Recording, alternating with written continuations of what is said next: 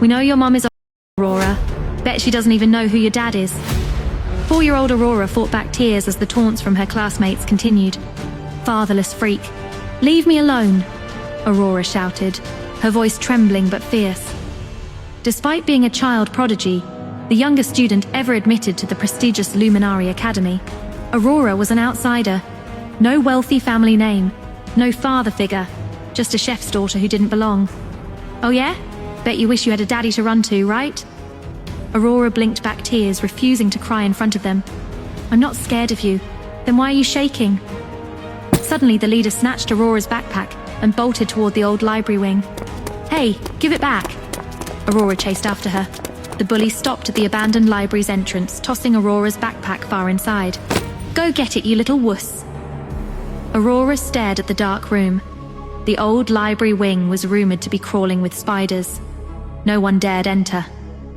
What's the matter? Afraid of a few spiders? You're weak and pathetic. Aurora took a deep breath. She couldn't back down, not with her mother's fiery spirit running through her veins. I'm not scared, she said, stepping inside. The musty smell hit her immediately. Dust covered everything. Her heart raced as she crept toward her backpack in the dark corner. Just as she reached it, she noticed a dusty mirror on the far wall. As she approached, her reflection seemed off. The reflection's eyes moved independently, watching her with eerie calmness. This can't be happening. Shocked, Aurora stumbled backward. Unable to contain her terror, she grabbed her bag and bolted for the door. Behind her, the figure stepped out from behind the mirror. It was a 4-year-old boy. Who was that? He gasped. She looked just like me. It was exam day at Luminary Academy. The triplets, Oliver, Caleb, and Mason Rios, only came to school for exams, their father Sebastian allowing them to study privately otherwise. During lunch break, Aurora slipped away, making her way back to investigate the library. Keep calm, Aurora, she murmured. She found the dusty glass door she'd mistaken for a mirror and pushed through, revealing a narrow corridor leading to the school's back grounds. A quiet, restricted area, rarely visited by students. As Aurora stepped outside, she froze. Under a tree, eating lunch, were 3 boys who looked just like her. Mirror images, photocopies. Aurora's heart skipped a beat. The resemblance was striking, right down to their features, eyes, expressions. This is impossible. Summoning her courage, she stepped forward. Hi. The 3 boys stared at Aurora with wide eyes, equally shocked. You're the girl from the library, one stammered. Aurora's voice trembled. I'm Aurora. What are your names? The boys exchanged glances. I'm Oliver. These are my brothers, Caleb and Mason. Aurora studied their faces, noticing every detail that matched her own. How do you look exactly like me? Oliver shook his head. We don't know. We've never seen anyone who looks like us before. An uneasy silence fell as they processed what was happening. Aurora's thoughts turned to the mystery of her father, the man her mother never talked about. Oliver, Aurora began cautiously. Do you have a mother? Oliver's face darkened. We have Alicia, but she's not really our mum. What do you mean? Caleb spoke quietly. She's cold, distant, nothing like a real mother should be. We've always known something was wrong. She doesn't feel like family, Mason added. We've suspected for years that she isn't our real mother. Aurora's heart pounded. Your dad never told you about your real mum? He's been searching for someone for 5 years, Mason said. A woman from a hotel. But he won't tell us details. Who's your father? Aurora asked. Sebastian Rios. Aurora's eyes widened. The billionaire Sebastian Rios? Yeah. Aurora took a shaky breath. My mum never talks about my father. She's warm, loving, strong. She's a chef. But whenever I ask about him, she gets this sad look and changes the subject. The triplets leaned forward, something stirring in their expressions. She sounded like the kind of mother they'd always wished they had. Oliver's eyes filled with tears. Are you saying you think we might be related? Aurora nodded slowly. I think you're my brothers. The 4 children stared at each other, the truth settling over them like a revelation. This means, Caleb whispered, Alicia really isn't our mother. And our dad and your mum, Oliver continued, were separated somehow. Aurora's jaw set with determination, that same fiery spirit her mother possessed. Someone lied. Someone kept us apart. Mason's voice hardened. Alicia. We need to do something, Oliver said. Like what? Caleb asked. We make them meet, our dad and your mom, but we can't just tell them. Adults are stupid about feelings. Aurora's eyes narrowed. I'll find out what happened from my mom.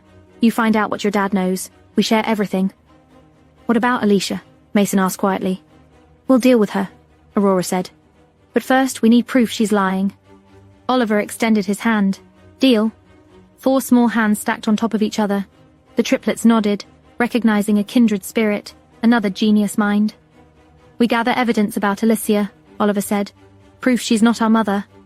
I'll ask my mum carefully about the past, Aurora added, without making her suspicious. We make them meet, Mason said, but naturally, like fate.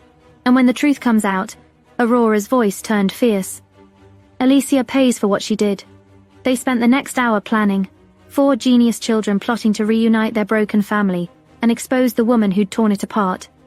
4 children. Same face. Same blood.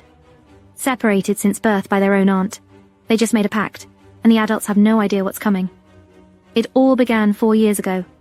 Why did Alicia insist I drink so much? Gabriella thought as she stumbled down the hallway, her vision blurring as alcohol coursed through her system. Room 1414. Or was it 4141? Her twin sister's voice echoed in her memory. Just one more shot, Gabby. Live a little for once. Gabriella fumbled with the keycard Alicia had given her, her hands unsteady. The door clicked open. Steam poured from the bathroom. The sound of running water. Then he emerged. A god carved from marble, water droplets sliding down his sculpted chest, a towel wrapped low around his hips. Dark eyes met hers with cold surprise. Who are you? His voice was ice.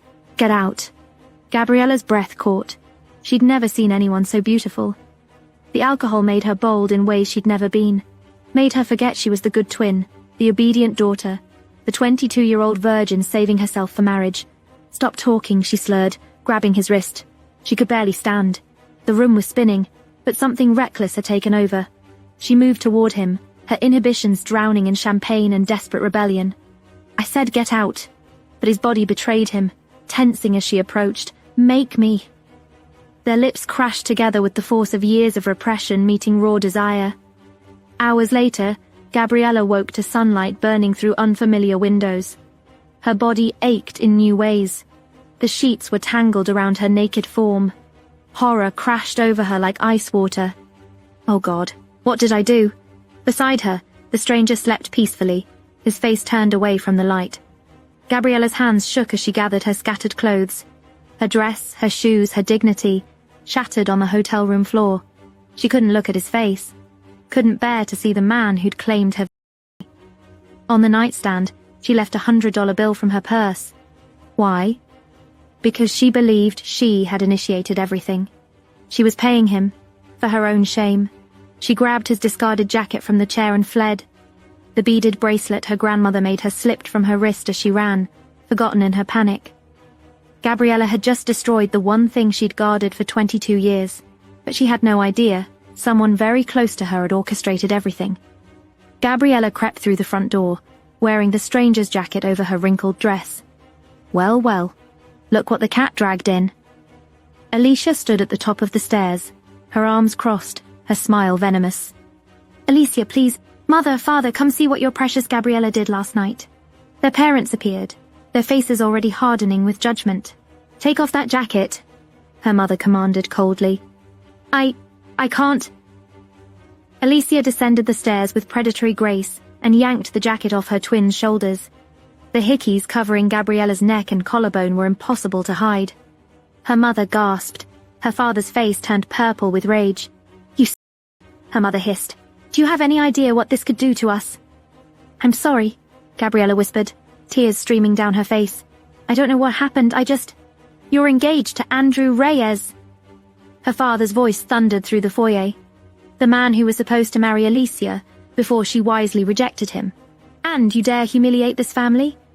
They don't know I never wanted this engagement, that Alicia only rejected Andrew because he wasn't rich enough for her ambitions. You're grounded, her father decreed. 2 months. No phone, no friends, no leaving this house. Gabriella nodded, unable to speak through her shame. Alicia watched with barely concealed satisfaction. Alicia paced her bedroom, Her phone pressed to her ear. "Are you sure President Mateo didn't sleep with anyone last night?" she demanded. "Positive, Miss Santos," her informant confirmed. "He was alone all night." Alicia's blood ran cold. "But I sent Gabriella to room 1414.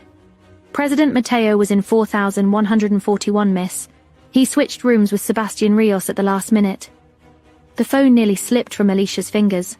Sebastian Rios, the billionaire bachelor, the CEO every woman in the country wants. She drugged her sister and sent her to get blackmail photos with an old politician. Instead, Gabriella had somehow ended up in bed with Sebastian Rios, the man Alicia herself had been obsessing over for months. Jealous rage exploded through her chest like shrapnel. That worthless, pathetic girl slept with Sebastian. My Sebastian. She pulled up the news on her tablet. The headline made her stomach drop. Billionaire CEO Sebastian Rios, searching for mystery woman, lost jacket at hotel. The photo showed a jacket, the same one Gabriella had worn home. He wants to find her. Panic overrode jealousy. If Sebastian found Gabriella, if he discovered the mystery woman was her twin sister. Alicia stormed into Gabriella's room while her sister showered. She grabbed the jacket from the floor and confiscated Gabriella's phone from the nightstand. "You'll never know who he was," Alicia thought viciously, "and he'll never find you." Alicia had sent her sister to the wrong billionaire. Now she'd make sure they never found each other.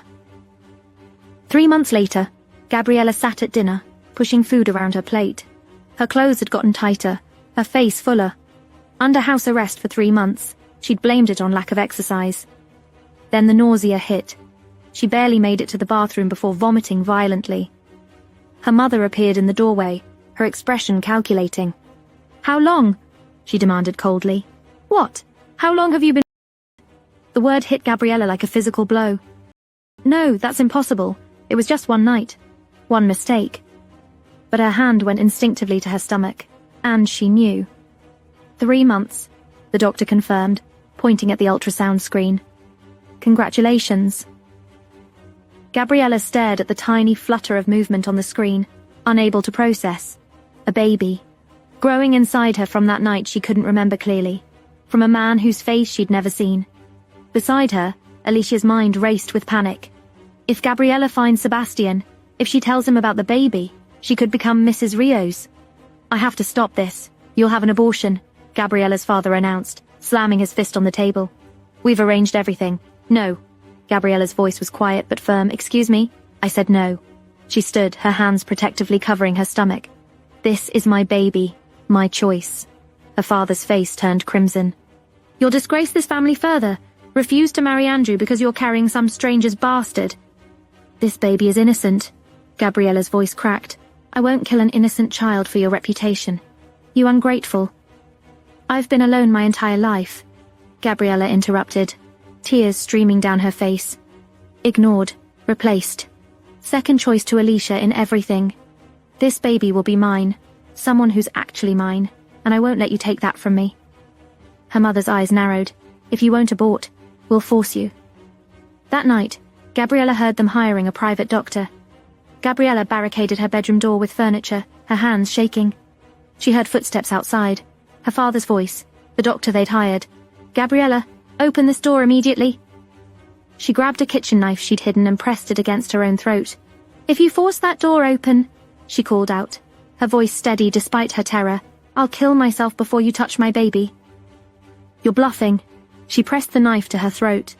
A thin line of blood appeared. Her mother screamed. "Leave," Gabriella shouted at the doctor. They didn't move. She pressed again. Deeper. More blood. "I said get out." The doctor retreated. Her parents backed away. The door closed. Gabriella collapsed against the barricaded door, the knife clattering from her hands, blood staining her nightgown. "I'll protect you," she thought, her hand on her stomach, "no matter what it costs me."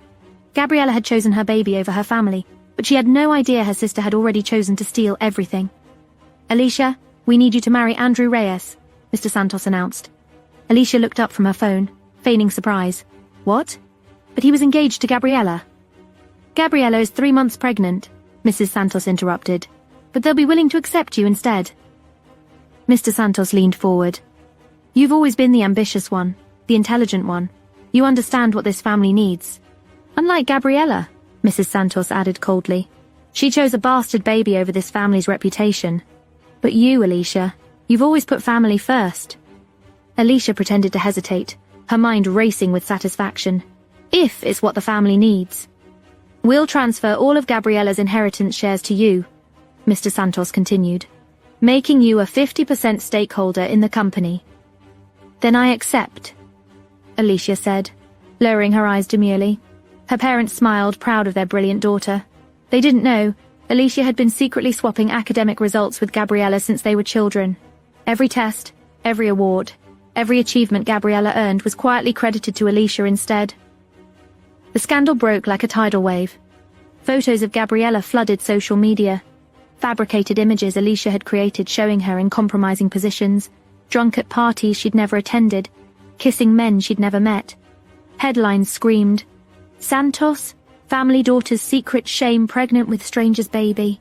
Engaged woman scandal. Andrew's parents received an anonymous package of the worst photos. They called off the engagement within hours.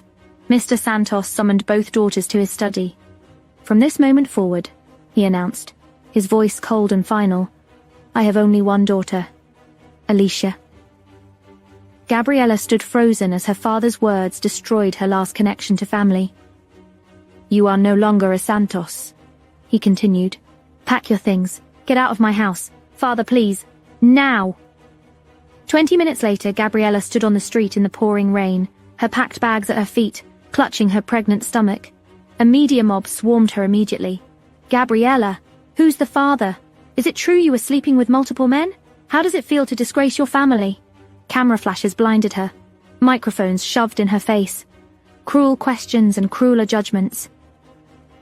Inside the mansion, Alicia watched from the window, a satisfied smile on her lips.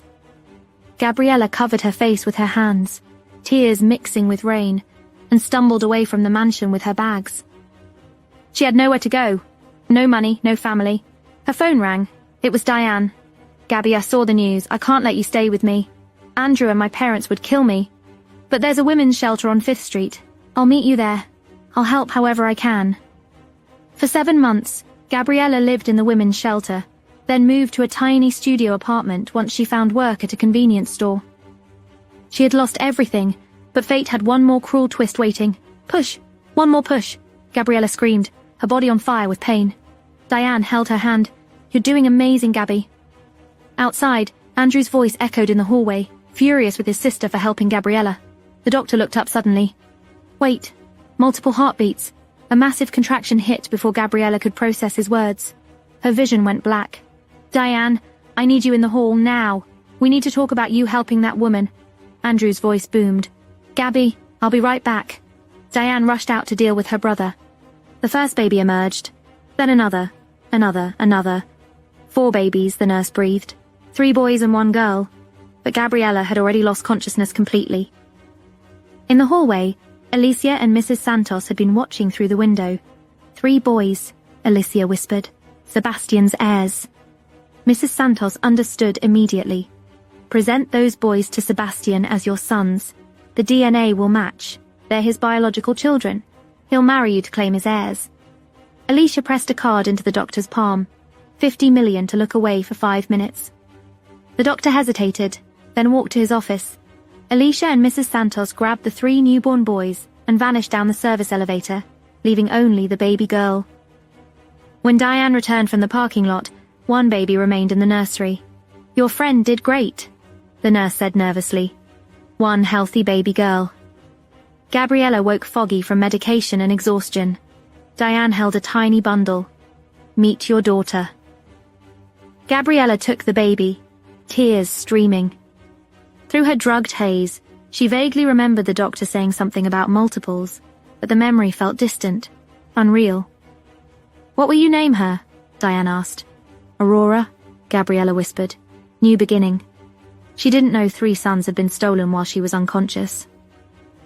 The next morning, Alicia stood in Sebastian Rios' penthouse office, 3 newborn boys in her arms.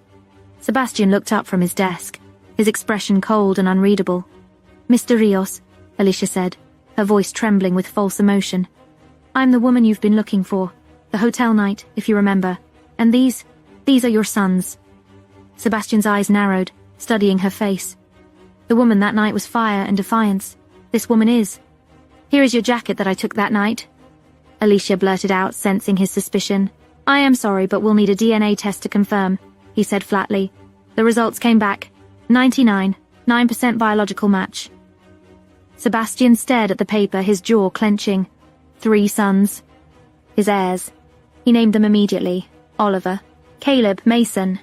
When the nurse brought the babies to him, Sebastian's cold facade cracked.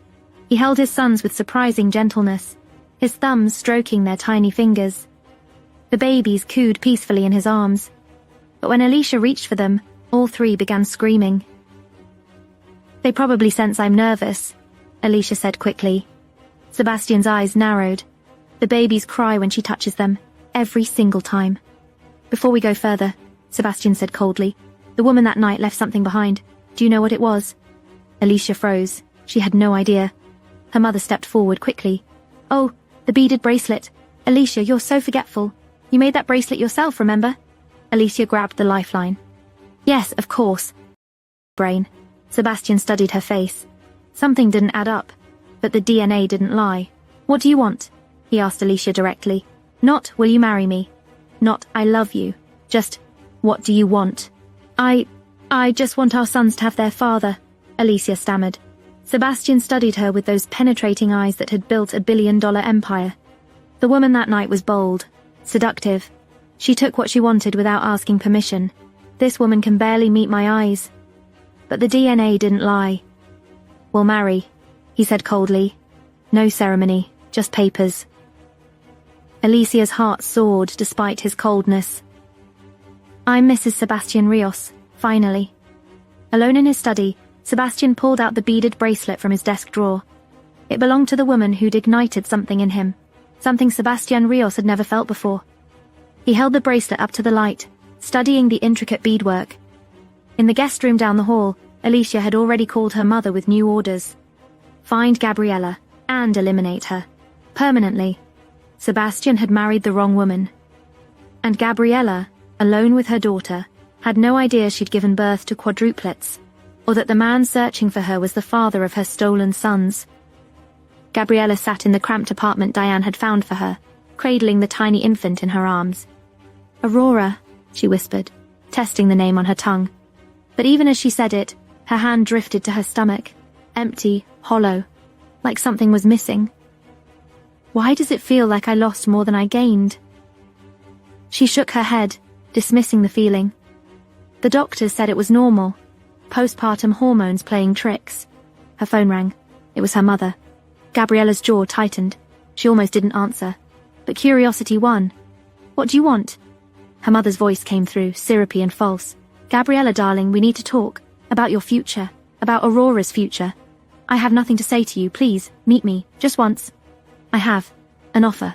One that could change everything." Against her better judgment, Gabriella agreed.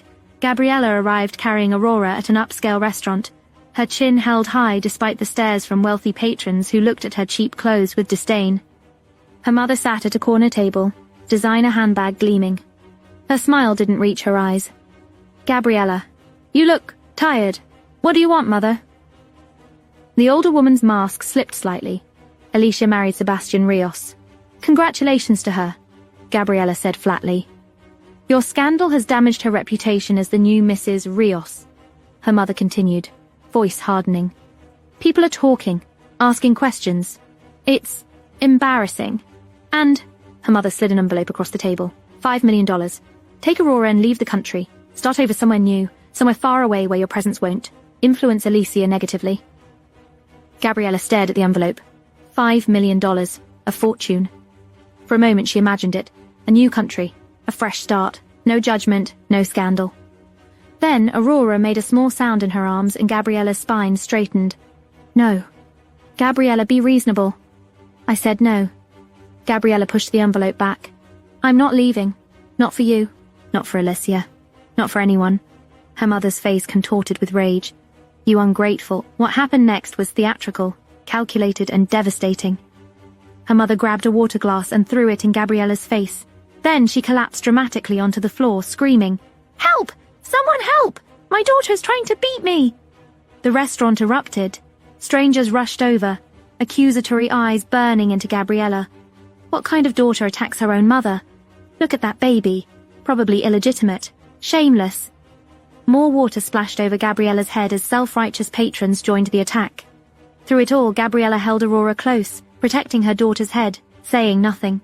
Her mother sobbed on the floor. "I only want to help her, to protect her child, but she's so selfish." Gabriella waited for the chaos to die down. Then she spoke, her voice cutting through the noise like ice. "I want half the Santos family assets. If you want me to leave the country, that's my price." Her mother's tears stopped instantly. "What? You heard me. Half of everything, or I stay right here. You're insane. You're dreaming." Agitated out of wits, her mother picked up the glass cup on the table and smashed it on the floor. She then picked up a piece of the broken glass and held it against her neck, looking at Gabriella with her head high. "Gabriella, I'm going to ask you one last time. Are you leaving or not?" Gabriella didn't flinch. She walked closer and pushed the glass deeper against her mother's neck. "Go ahead," she whispered. "You don't have the guts." Her mother's eyes widened in genuine fear. "Gabriella, don't kneel," Gabriella commanded coldly, while pulling a chair to sit on. And to everyone's shock, the proud Mrs. Santos dropped to her knees, bowing her head to the floor. "Please, please, Gabriella, please." Gabriella stood, cradling Aurora, and walked out without looking back. Behind her, her mother pleaded with an empty chair. At home that night, Gabriella stared at her daughter's sleeping face. She felt nothing, no tears left to cry, no rage left to burn, just cold, hard determination. "We're leaving the country," she told Diane when she called. "I received an invitation months ago from a culinary institution abroad. I'm taking it. But, Gabriella, it's better this way. Aurora deserves a life without scandal, without this family." Gabriella left the country in tears for her daughter's sake. What she didn't know was that Alicia had orchestrated it all, pushing her beyond Sebastian's reach. But fate wasn't so easily satisfied. 4 years later, it brought her back to the very place she had been forced to flee. 4 years changed everything. Gabriella stepped off the plane with Aurora by her side. The little girl was no longer an infant, but a striking 4-year-old with eyes too intelligent for her age. Diane tackled them both in a hug, squealing with joy. "You're back! You're actually back!" Aurora giggled, hugging her godmother. "Auntie Diane, you're crushing us!" Later, over coffee, the truth came out. "The Dean threatened you." Diane's voice rose in outrage. "What kind of monster?" "It's fine," Gabriella said quietly. "He gave me a choice. Further my education abroad without Aurora, or leave without my qualification certificate. I chose Aurora, but that means... It means no company will believe I trained at the world's top culinary school. I have the skills, but no proof. No credentials." Diane's face fell. "Job hunting is going to be impossible. I'll figure it out." Gabriella's voice was steel. "I always do." Gabriella overslept. Of course she did. She raced down the street, resume clutched in hand, trying to catch the bus to her job interview. First day back and I'm already failing, she thought desperately. She rounded a corner at full speed and crashed directly into a man in an expensive black suit. Papers exploded everywhere. "I'm so sorry." Gabriella dropped to her knees, gathering scattered documents. The man crouched beside her, helping. "Are you all right? I'm fine, I'm late for an interview and..." She looked up. Handsome, sharp jawline, kind eyes, designer everything. An interview? He picked up her resume, scanning it quickly. His eyebrows rose. Culinary Institute of Gastronomy? Fine dining experience at Michelin-starred restaurants? Impressive. "I don't have my certificate," Gabriella admitted. "I left before completing..." "Why?" "Personal reasons." The man studied her face. "I'm Alexander Morgan, CEO of Morgan Hotel Group. We own El Fuego Hotel." Gabriella's eyes widened. "The El Fuego Hotel?" "The same." He handed back her resume. "Despite the missing certificate, your experience speaks for itself. I'd like to offer you a position. You'll start from the bottom, kitchen assistant. But if you're as talented as this suggests, you'll climb fast." Really? Really?" He smiled. "Come by tomorrow. Ask for me." Alexander couldn't stop thinking about her. He pulled up a video call with his best friend. Sebastian Rios appeared on screen looking annoyed. "This better be important, Alex." "I just hired someone," Alexander said, grinning. "Someone interesting. And I care because she's the second person I've met who matches your intelligence level. Maybe even exceeds it." That got Sebastian's attention. His eyes sharpened. "Who?" "Gabriella Santos. Chef. No formal certificate, but incredible instincts. Quick thinking. Problem solving that rivals yours." Sebastian barely glanced at the file Alexander held up. "Great. You found a smart chef. Can I go now?" "You're not even curious. I have more important things to worry about." Sebastian's jaw tightened. The screen went black. Alexander sighed. His friend's obsession with that one-night stand was consuming him. "Mommy, I'm nervous about school," Aurora said quietly. Gabriella knelt, cupping her daughter's face. "Why, sweetheart? The other kids have daddies." "I don't." "Oh, baby," Gabriella thought, her heart breaking. She is right. Other kids might bully her for this. Should I just tell her that her father is the richest man in this world? No. I won't lie to my daughter. "You have me," Gabriella said firmly, "and Auntie Diane. And you're so smart, Aurora. So special. You're enough, sweetheart. You're more than enough." Aurora nodded, but doubt lingered in her eyes. That night, Gabriella lay awake, staring at the ceiling. Across the city, Sebastian sat in his study, still searching for the woman whose face haunted his dreams. He had no idea she'd just returned to the country, or that she'd just met his best friend. Aurora stood at the gates of the prestigious academy, her small hand gripping Gabriella's tightly. "You'll be amazing," Gabriella promised. "Just be yourself." Inside, reality hit fast. It started with a taunt. "We know your mom is a whore, Aurora." Fatherless freak. 4-year-old Aurora didn't cry. "Leave me alone." Her backpack was snatched, thrown into the abandoned library wing. "Go get it, you little wuss." "I'm not scared," she said, and stepped inside. Dust. Silence. A mirror. Only the reflection moved first and Aurora ran away. Somewhere behind that glass, a boy gasped. "Who was that? She looked just like me." Aurora had heard whispers about the triplets who only came to school for exams. Oliver, Caleb, and Mason Rios. Genius brothers. Sons of the great Sebastian Rios. And the next day, when Aurora pushed past the same dusty door, she found them. 3 boys under a tree. "Who are you?" Oliver breathed. Aurora couldn't speak. Her heart hammered. "They look like me. Why do they look like me?" "I'm Aurora," she finally whispered. "Aurora Santos. What are your names?" "Oliver. These are my brothers, Caleb and Mason." "How do you look exactly like me?" What followed was questions about parents and pasts, silence and a realization. "What if," Oliver said slowly, "we're siblings?" The word detonated like a bomb. Within minutes, the 4 prodigies pieced together the truth. And this is how the siblings reunited and began plotting to expose Alicia and bring their parents back together. The mission had begun. Aurora sat cross-legged on her bed, her laptop glowing in the darkness. To Gabriella, it looked like homework. To Aurora, it was war. Her fingers flew across the keyboard with inhuman speed, lines of code cascading down the screen. Aunt Alicia thinks she's so clever, thinks she can steal my brothers and get away with it. She cracked Alicia's phone first. Pathetically easy, the woman used Sebastian 123 as her password. Archived text messages from her backup flooded the screen. Alicia to Mother. "The boys look nothing like me. What if Sebastian realizes?" Mother to Alicia. "The DNA matches. He can't prove anything. Just keep playing the devoted mother." Alicia to Mother. "I can't stand touching them. They cry every time I come near." Aurora's jaw clenched. She hates my brothers. She never wanted them. She kept digging. Hospital records, financial transfers. A $50 million payment to a doctor on the night of the birth. Bribery. The smoking gun appeared in an old email. 4 babies delivered. Subject, quadruplets. 4, not 3. Aurora downloaded everything, encrypted it, and sent it to the triplets through their secret network. Aurora smiled coldly in the darkness, looking far older than her 4 years. "We're coming for you, Aunt Alicia, and you won't see us coming. The 4-year-old hacker just uncovered a conspiracy. But gathering evidence is one thing. Using it without getting caught is another. How long can genius children outsmart the adults trying to destroy their family?" Oliver crept into his father's study, his brothers flanking him like tiny soldiers. Sebastian sat at his desk, the beaded bracelet in his hands again, studying it under the lamplight. "Daddy," Oliver said softly. Sebastian looked up, his cold expression softening slightly. "You should be asleep." "We can't sleep," Caleb said. "We wanted to ask you something." "What is it?"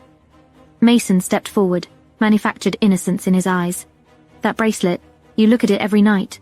Was it from our mother?" Sebastian's jaw tightened.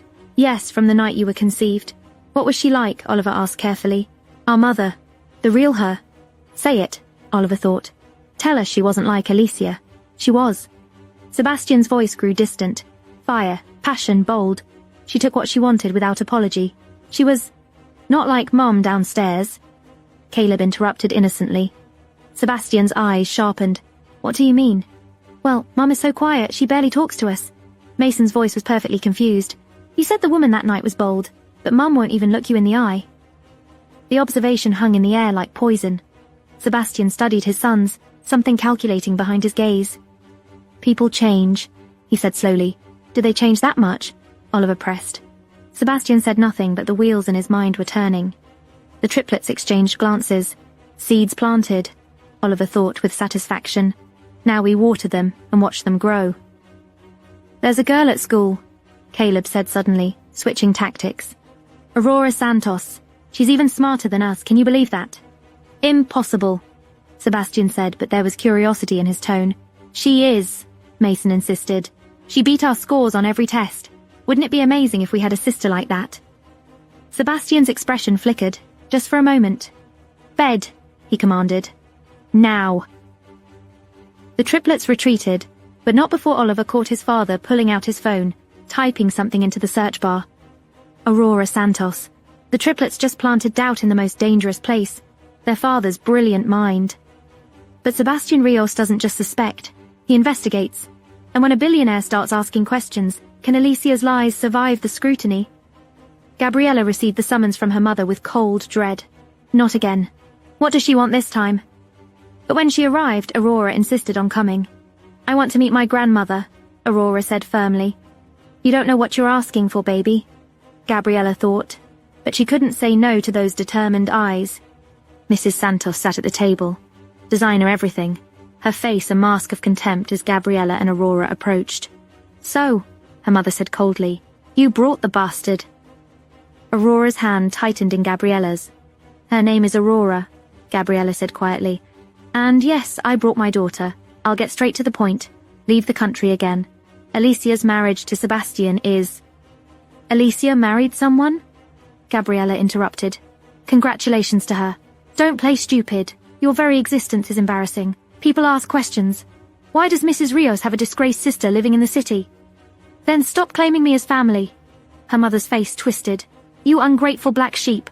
After everything we gave you. You gave me nothing." Gabriella's voice rose. "You stole my achievements, gave them to Alicia, beat me, threw me out while I was—" Aurora watched, her young face hardening with each accusation. "This is my grandmother," Aurora thought, disgust rising. "This animal. Don't you dare raise your voice to me." Mrs. Santos stood. "I'm your mother." "You're an animal," Aurora said clearly. The table went silent. Mrs. Santos stared at the 4-year-old in shock. "What did you just say?" "I called you an animal," Aurora repeated, her voice cold and adult. "Because that's what you are. You hurt my mummy. You threw her away. You're not a grandmother. You're just mean. How dare this bastard—" "Don't." Gabriella's voice was ice. "Don't you ever call her that again." She stood, Aurora's hand in hers. "We're leaving, and if you contact me again, I'll make sure everyone knows exactly what kind of mother you really are." They walked out, leaving Mrs. Santos sputtering with rage. Outside, Aurora looked up at Gabriella. "Mommy, can I ask you something?" "Anything, sweetheart. Who's my daddy?" Gabriella's steps faltered. "Oh, baby, not yet, please not yet." "Why do you ask?" "Because if grandmother is that mean to you, and you don't have family, then I want to find Daddy." "So you're not alone." Gabriella's eyes burned with tears. "Aurora, it's complicated, I know." Aurora's voice was eerily mature. "But I'm going to find him anyway, and I'm going to make everyone who hurt you pay." My 4-year-old daughter just declared war on my family, Gabriella thought, and I don't know whether to stop her or help her. Aurora just witnessed the cruelty that destroyed her mother. But this genius child isn't just planning revenge, she's planning a reunion. Sebastian couldn't sleep. The beaded bracelet sat on his desk, mocking him. 5 years of searching, 5 years of private investigators, DNA databases, facial recognition software. Nothing. But now doubt gnawed at him like acid. The woman I marry doesn't match the woman from that night at all. He pulled up the hotel security footage he'd watched 1,000 times. The woman's face was obscured, but her body language screamed confidence. Boldness. Fire. Alicia was none of those things. He compared photos side by side. The woman in the footage had different mannerisms, different walk, different everything. What if someone's impersonating her? The thought crystallized into certainty. Sebastian grabbed his phone, calling his head of security. "Expand the search," he commanded. "Look for women who gave birth around the same time as Alicia. Cross-reference hospital records. Find anomalies." "Sir, that's thousands of women." "I don't care. Find them." He hung up and stared at the bracelet again. "Whoever you are, mystery woman, I'm going to find you, even if it means tearing apart every lie in this city." Sebastian Rios just decided to investigate his own wife. But when a billionaire with unlimited resources starts digging, will he uncover Alicia's deception? Or will she eliminate the evidence first? Alicia's phone rang, her mother's panicked voice. "Gabriella's back, and she has a daughter who looks exactly like the triplets." Alicia's blood turned to ice. No, are you sure? I saw her myself." 4 years old, same eyes, same face. "Alicia, if Sebastian's investigation leads him to her." "It won't," Alicia said, her voice hardening. "I'll make sure of it."